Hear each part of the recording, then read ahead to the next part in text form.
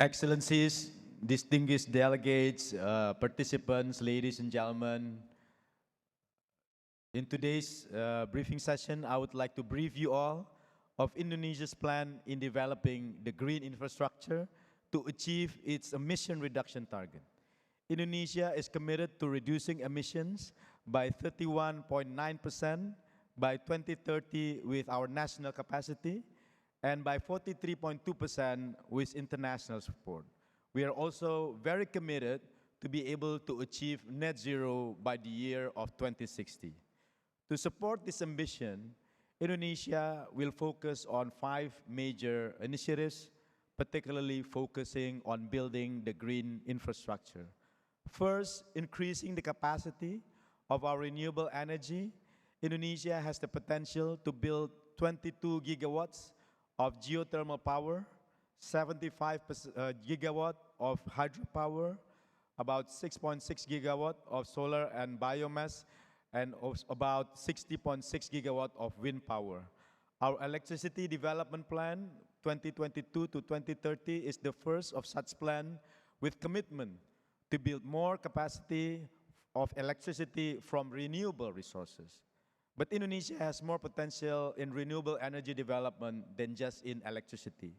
Which brings me to the second initiative, the development of biofuel, biomass, and other green molecules such as green hydrogen.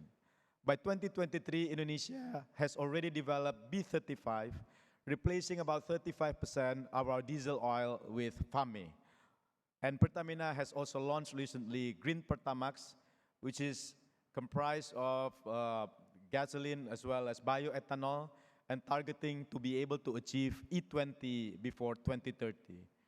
Third, we are also launching and building our electric mobility and EV ecosystem in Indonesia.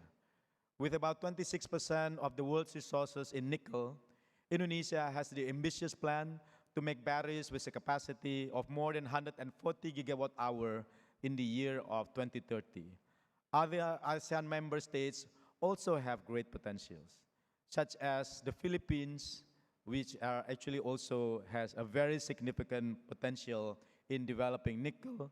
In Indonesia, we also have more resources than just nickel.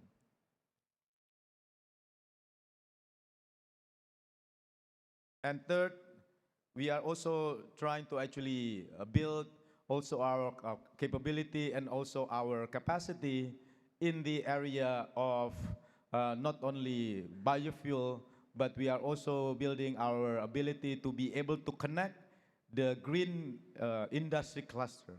As you know, all of the ASEAN right now, we all have the ambition to be able to become part of the global supply chain in the EV ecosystem and also beyond.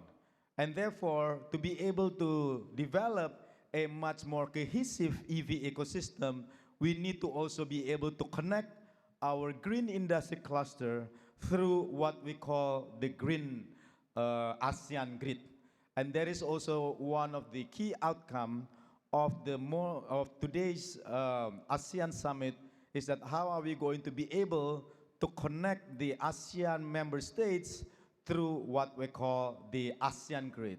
And I think one of the key potential things that we are going to be able to realize by connecting all of the ASEAN member states through ASEAN grid is that we are going to be able to develop a much more cohesive ecosystem in building the future supply chain for the world, including that in battery.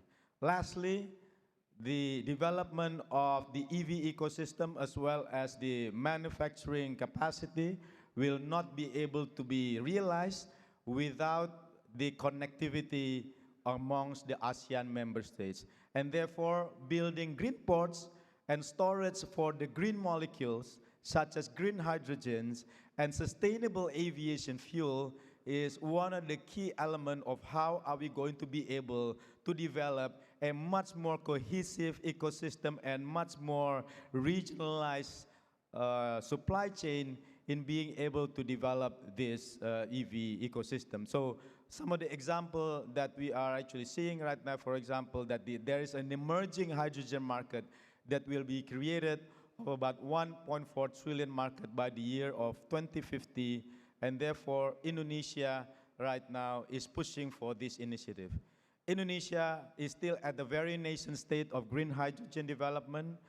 Regarding the SAF, Indonesia, Pertamina has also been developing as a sustainable aviation fuel through many of the initiative that we have. I think that's all that I can brief you on this green infrastructure.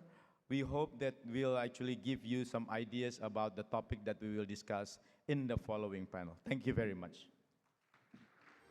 Thank you very much, Bapak Pahala Nugraha Mansuri, the Vice Minister of Foreign Affairs of the Republic of Indonesia.